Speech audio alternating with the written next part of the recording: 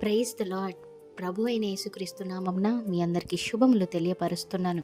ఈ వాగ్దానాల ద్వారా మీరు ఆదరించబడినట్లయితే తప్పకుండా ఇతరులకు షేర్ చేయడానికి ప్రయత్నించండి. ఈరోజు చాలా ఆలోచించి డెసిషన్స్ తీసుకున్నప్పటికీ ఫెయిల్యూర్ చూస్తున్నారేమో.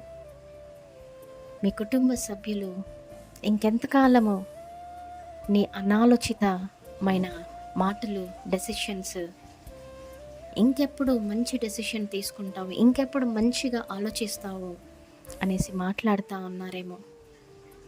ఇంకొంతమంది మీ పిల్లల విషయంలో తగిన జ్ఞానం లేదేమో, పిల్లలకి బుద్ధి లేదేమో, పిల్లలకి ఏజ్ పెరుగుతుంది కానీ నా పిల్లగాడికి తెలివితేటలు రావట్లేదండి, బుద్ధి పెరగట్లేదండి, మనిషి పెరుగుతున్నాడండి, అవతల వాడిని చూసి నేర్చుకోరా, బుద్ధి మాలినోడా, పనికి మాలినవాడా, ఇలా తిడుతూ ఉంటారు.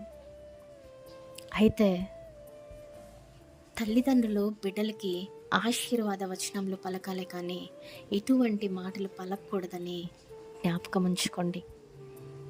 అయితే ఈరోజు దేవుడు మీ అందరికీ ఒక వాగ్దానం చేస్తూ ఉన్నారు. ఆయన లేఖనాలు సెలవిస్తూ ఉన్నాయి కదా, నేను నీ ఆలోచన కర్త అయి ఉంటానని. అంత మాత్రమే కాదు కానీ జ్ఞానం కొదవగా ఉంటే నన్ను అడగమనేసి అంటారు కదా.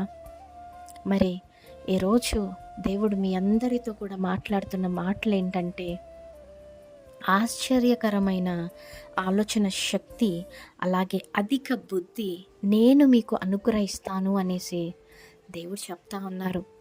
ఈరోజు ఎంతమంది ఎన్ని డెసిషన్స్ తీసుకున్నా, ఎంతగా ఆలోచించినా లైఫ్లో ఫెయిల్యూర్స్ చూస్తున్నారేమో.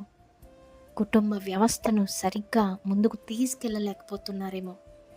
మీ పిల్లలు ఎన్ని అవర్స్ చదివినా కూడా తగిన జ్ఞానం మీ బిడ్డలకు లేదేమో. ప్రార్థించండి, ఈ వాగ్దానాన్ని ఎత్తిపట్టి దేవునికి అడగండి.